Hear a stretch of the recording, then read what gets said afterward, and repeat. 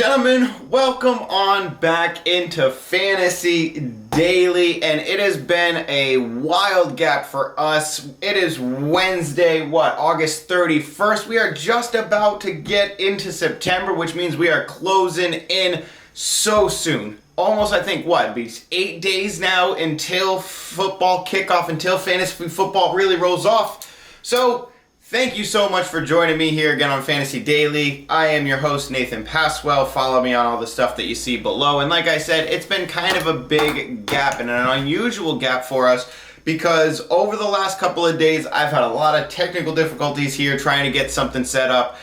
We had the running back show and the wide receiver show where John actually gave his top 10s and I couldn't get any of that data that I wanted. So actually, the last couple of days I've been trying to fix all of my stuff. Look at me, you can see me adjusting my camera in here because I had my live draft here, so I had to take my whole set down. I had to put my whole set back together. I had to try to fix that video with John. It was not able to work. So unfortunately, I'm just completely unable with the devices that I'm working with. I cannot get that to work. So unfortunately, we have lost the running back and wide receiver show that me and John worked on, and I just can't get it to come up. So basically what I wanted to do is try to salvage what I can here tonight in our running back show, and instead of giving you the top 10s, I'm going to give you my top 15. I'll try to throw in some good points that John made on his, and maybe one day when I start figuring this stuff out, we can get John back in here. But we're going to do our best to make sure that we're making the upgrades. I appreciate y'all so much for staying tuned.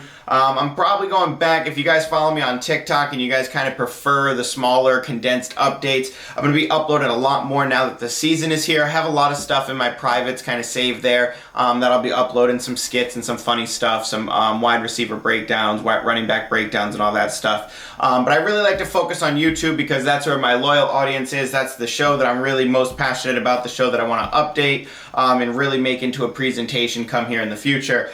So this is really what I focus most of my time on, but if you do follow me on TikTok, know that there's some good stuff coming, and if you prefer the condensed versions of some of this stuff, I will be making more of that content there. So, thank you so much for joining me, and without further ado, let us get into before we get into the running backs, today was the end of the 53-man deadline, so all the teams had to cut down to their 53. Not many big implications. Philadelphia trade for Gardner Johnson, so I think that at least if we look at just the names that pop up, I'm looking at the list right here, there's nothing really that's, popped out to me besides that. So Eagles defense gets a little bit better, but not much fantasy relevant names here that I want to talk about. So let us get right back into the running backs that we need to cover for this year, because maybe you drafted this weekend, maybe your draft is coming up. So I have my top 15 running backs for you. Let us get right into it with number one, who should be number one on your team and in your hearts for fantasy football. Ladies and gentlemen, the one who I talked about so highly last year. I went on a crusade around week 3 saying you have to go get Jonathan Taylor. Please do it, please do it. And actually, it's funny. I went back and looked at a lot of those TikTok comments that I got. You TikTok people are very, very hurtful. And you said that, I had one comment there that said, I don't even have Jonathan Taylor in my top 10. And then another person saying that Jonathan Taylor is the last running back they would trade for. So, funny, in hindsight, seeing all that. So, Jonathan Taylor skyrockets to the number one, and I love to see it, especially seeing him out of college. If you go back a couple years, like I said, or the year Jonathan Taylor was drafted, I was saying, he's the only comparison to Derrick Henry that I've ever seen that I could really, put as of late, obviously, because Henry's still active. But Jonathan Taylor was the only player that I saw that had that kind of explosive running back talent. And it's great to see him behind that offensive line. It's great to see him get the number one role like we inevitably thought he would.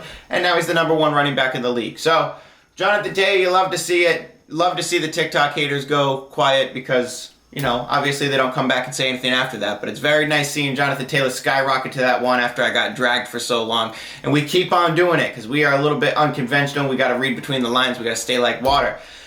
Not going to go well here, though, staying like water with some of you, because I know I might get a little bit of heat on this one.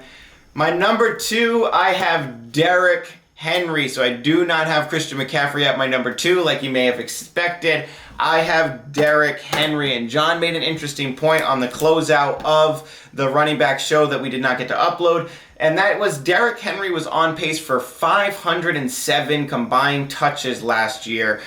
That is monstrous. That is an insane amount of work, and I do believe that this team has not gotten better with some things like that. They are going to need Derrick Henry, the wide receivers there. Not better. You know, you can say that they got Treylon Burks, they got Robert Woods, but to me that is a downgrade from having A.J. Brown over there.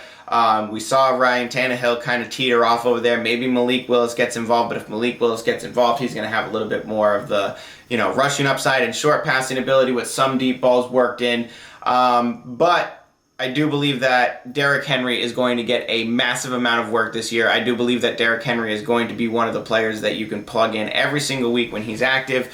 I'm not worried about the injury concern at all of Derrick Henry that some may be. I am completely confident in Derrick Henry's ability to be that guy every single week. At number 3, I still do not have Christian McCaffrey. I have Austin Ekeler at number 3, and this is because of his passing ability, his touchdown ability, all the things that Austin Ekeler can do, all the amount of points that Austin Ekeler will bring you on a weekly basis. He has one of the safest floors in fantasy football. I am absolutely all about Austin Ekeler at his ADP this year. He's going later on in the first round, sometimes at the beginning of the second round, depending on if your first round's wide receiver heavy, which it should not be. You should be drafting running backs first this year. But Austin Ekeler I have at 3. Keep drafting him very high. I love the fact that he's going later on after quite a few people like Dalvin Cook, Christian McCaffrey, all that stuff. So you can get Austin Ekeler at a great price, and I do have him ranked much higher. At number 4, I have Christian McCaffrey. So obviously Christian McCaffrey taking a much bigger hit in my rankings compared to other rankings because I just do not buy the fact that he's going to play a full 16, 17. I don't buy it at all. And it's really hard for me to want to be the guy holding the bag. I got caught holding the bag, I think, last year and the year before in a couple different leagues. But I don't want any part in Christian McCaffrey really this year, especially at his draft price. You're going to have to draft him in the top 3.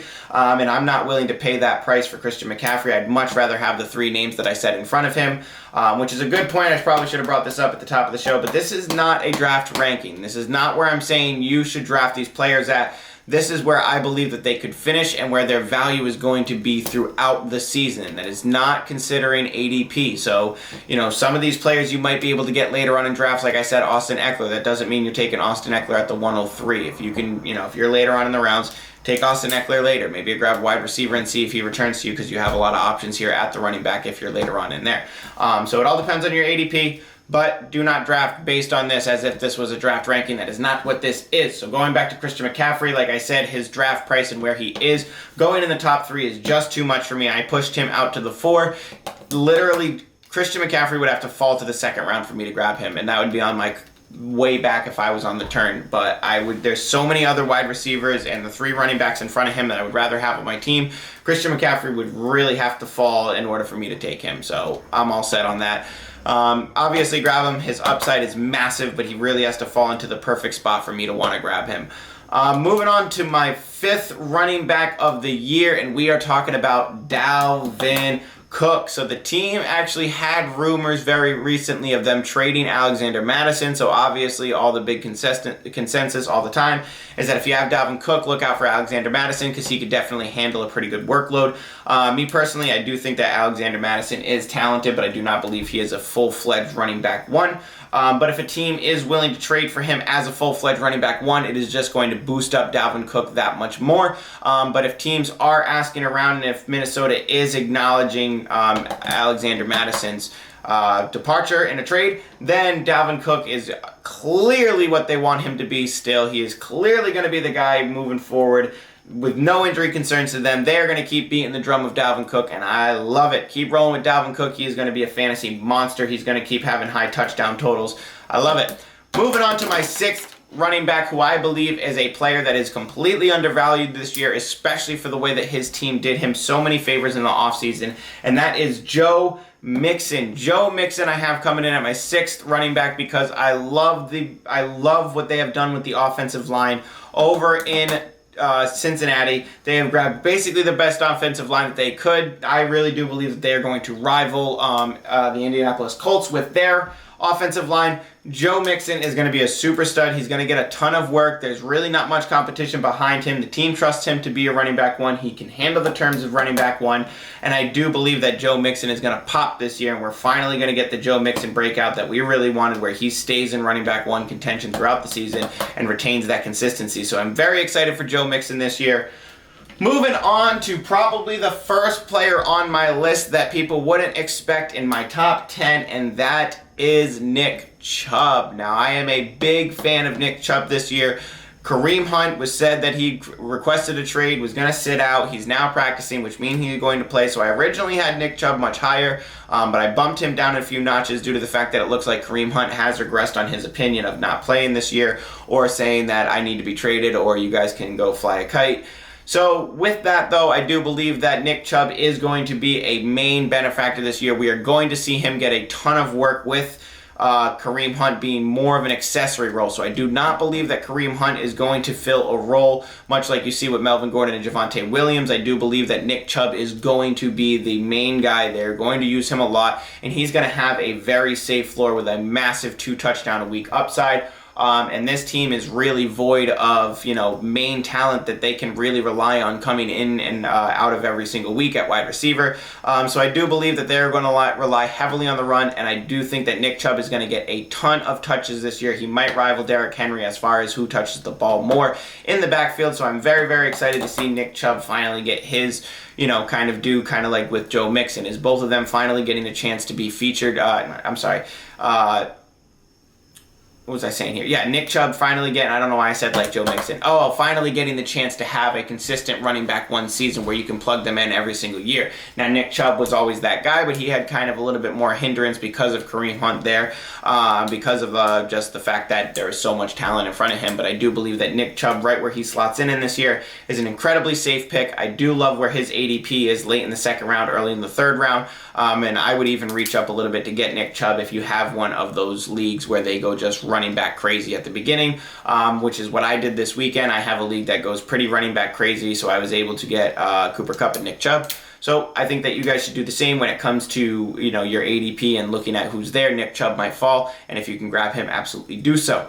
Moving on to number 8, Mr. Alvin Kamara, which I believe a lot of people are not talking about Alvin Kamara, or they're not looking at Alvin Kamara because they believe that he will still be suspended, something like that. So we've already said it a few times on the show. Alvin Kamara will not be suspended this year. He is going to play the full season, injury barring, obviously. But Alvin Kamara is going to be featured a lot on this team. Mark Ingram's there behind him. We're not hearing many rumblings, but there's not much talent behind him. Alvin Kamara is still going to lead this team. He's going to get a ton of work, and he is going to finish within the top 10 again this year, and you can pretty much bank on it as long as he's there for all 16 games. So very excited for Alvin Kamara again this year. Very excited for his draft price due to the fact that he will not be suspended this year and people are avoiding him.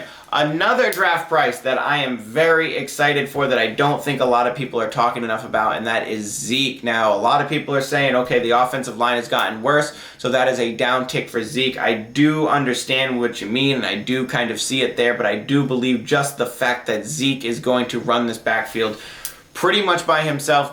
Tony Pollard is going to be moving into the slot. He's going to get some backfield work, but I do expect them to be on the field at the exact same time with Zeke running the running back one, and Pollard kind of being the accessory role. But with the fact that Zeke and Pollard on the field at the same time will scare defense a little bit. It'll kind of supplement the fact that their offensive line is doo-doo. And it's not doo-doo. They've just lost in some good pieces, so it's not great. But I guess time will tell as far as how doo-doo they may be. But Zeke himself, I do believe, is going to be a machine this year. All camp reports are saying that he looks absolutely better than he ever has when you see the pictures. I put up a lot of people put up the picture of him with the visor and the new helmet, and they're memeing him out with it. But I think that visor looks crazy. I think it looks intimidating. I like it.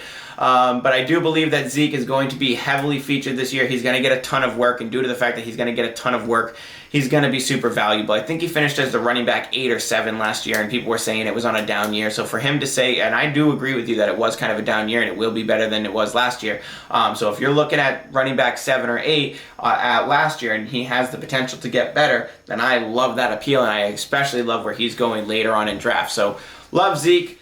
My running back 10, which I do believe a lot of people will be surprised that some people slipped out of my running back rankings in favor of who I am going to talk to you about here at running back 10, and that is James Conner, and that is because he got the bag. So they're paying James Conner to be the guy. With DeAndre Hopkins being out at the beginning of the season, I do believe that this team is going to struggle a little bit with getting going as far as the wide receivers go, but James Conner in himself is going to be an absolute machine. He's going to be able to get the ball right away and start running with it. His touchdown totals this year, I do believe, are going to be absolutely wild. I love the fact that James Conner can really kind of grab the reins at the beginning of the year, run with it, and kind of just be that guy for the rest of the season. So I think James Conner's ability to turn into a running back one this season is absolutely massive. I love where he's going. It's a little bit of the reason why I have him ranked at number 10, but I do believe that he has a strong chance to be one of the guys who jumps into the top 10 conversation this year, maybe even top 6 conversation,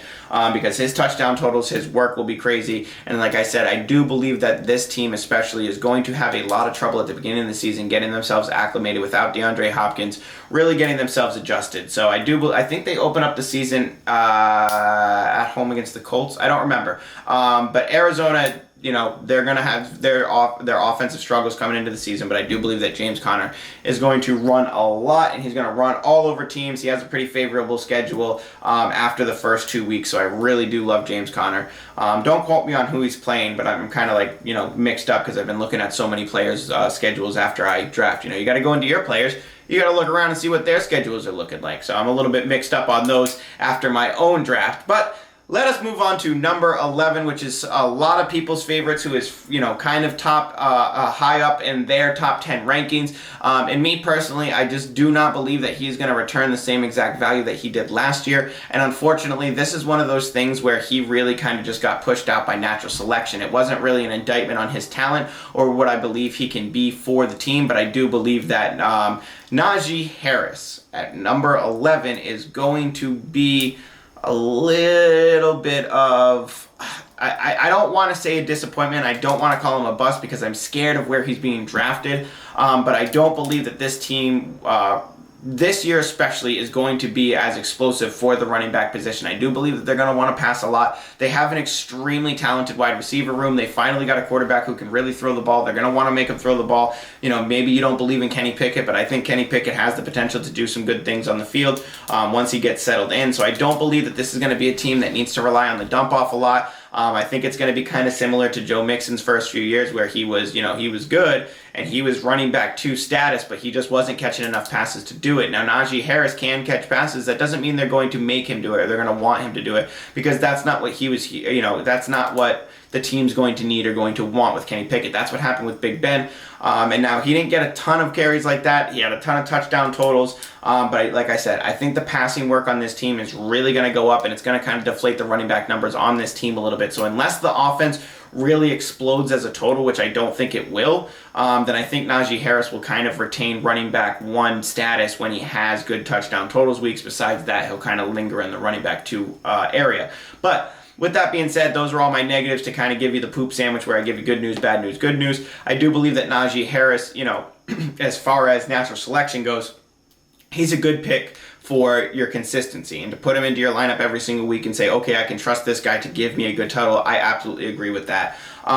Number 12, it was a little bit hard for me to move him below Najee, but I thought I was knocking Najee just a little bit too much, so I moved him up just 1 spot. But who I did originally have at 11, I moved down 1 in favor of Najee Harris, is DeAndre Swift, because I absolutely love DeAndre Swift, and I do believe that he has an ability this year to put the team on his back and run with it. We love Jamal Williams, but I think that DeAndre Swift this year gets the chance to be the guy, have the team really run with him.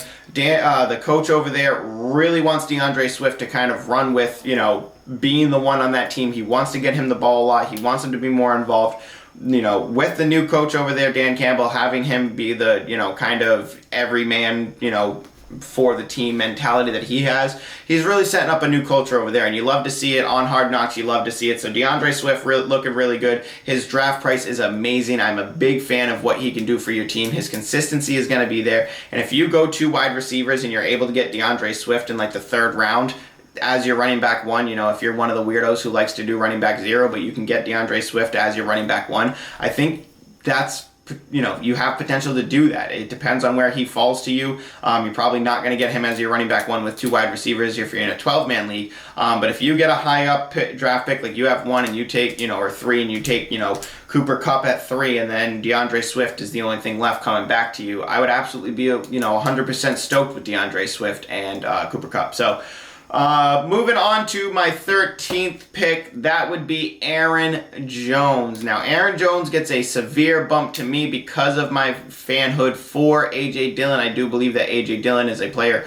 who will be a dominant running back 1 once he gets the entire role to himself. Aaron Jones himself, I don't think is going to be on this team next year, so I think that when you hear Aaron Jones and A.J. Dillon will be the 1A from Coach Matt LaFleur, I think they are really setting the precursor for what is going to be next year with Aaron Jones off the team, A.J. Dillon being the 1, and you might even see more of a rotation this year. So for A.J. Dillon's ADP, I would much rather have A.J. Dillon rather than spending what draft pick that I'm going to spend on Aaron Jones, but I do put him at 13 because I do believe that if you're later on in drafts and you're hurting on running back and you need to grab somebody, you should be grabbing Aaron Jones for that chance at consistency, because he should still offer it, being who he is, being that the team is going to be running back heavy. I do believe that wide receiver challenges over there are going to be a lot worse than Aaron Rodgers and everybody else believes. I think they're going to struggle and they're going to need to run the ball a lot. So A.J. Dillon and Aaron Jones will both have appeal, and I'm very excited for what A.J. Dillon can do.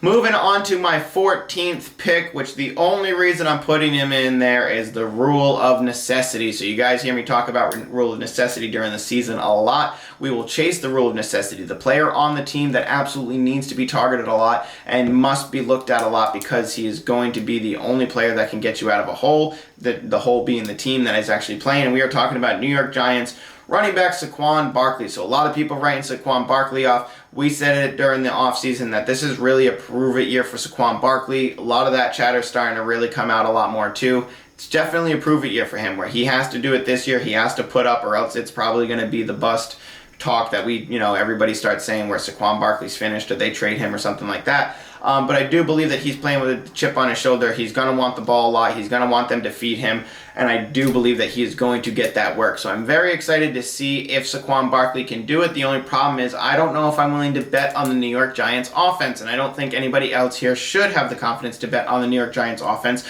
or their track record for what they can do. So it is going to be a long time before I just don't think that Saquon Barkley is ever going to return to 2019 or Saquon Barkley. So I think in the Draft or Pass episode, we talked in depth about Saquon Barkley. If you want to go check that out, I think I go on like a 5-minute ramble about Saquon Barkley and all his stats from 2019 till now, where it just really looks like he kind of fell off. And unfortunately, I don't mean to say it to, sound mean, but you look at the stats, it looks like Barkley fell off, and I'll put him there for the rule of necessity and because of how thin the running back draft class is this year. But besides that, very worried.